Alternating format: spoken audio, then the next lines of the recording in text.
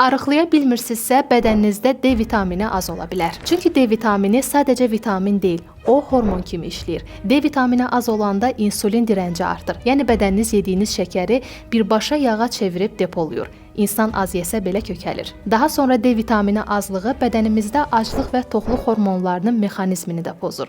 Toxluq hormonu olan leptin zəif işləyir. İnsan doysa belə yemək yemək istəyir və nəticədə kökəlir. D vitamini azlığı bədəndə yorğunluq və halsızlıq da yaradır. İnsan nəinki idman etmək, heç piyada yerimək belə istəmir. Bu da sizin kökəlməyinizə səbəb olur. Əgər bədəninizdə D vitamini azlığından şübhələnirsinizsə, yəni halsızlıq, yorğunluq, saç tökülməsi, immun sisteminin aşağı düşməsi halları varsa, bu zaman analiz verin. Əgər verdiyiniz analizdə nəticə 30 nanoqramdan aşağıdırsa, bu zaman müalicəvi dozada, yəni 2 gündən bir səhər yeməyi zamanı Multizan D3 10 min vahid tabletlərini qəbul edə bilərsiniz. Əgər verdiyiniz analizdə nəticə 30 nanoqramın üzərində çıxarsa, bu zaman siz Multizan D3-ü profilaktik dozada, yəni həftədə bir dəfə səhər yeməyi zamanı qəbul edə bilərsiniz. Bildirim ki, Multizan D3 10 min vahid tabletləri hazırda satışda olan digər D vitaminləri ilə müqayisədə qiymət olaraq da sərfəlidir. Deməli, məhsulun bir listi bir ailədə 4 böyük şəxsin 2 ay boyunca D vitamini olan ehtiyacını tam ödəyir. İngiltərə istehsalı olan Multizan D3 10 min vahid tabletlərini bütün apteklərdən əldə edə bilərsiniz.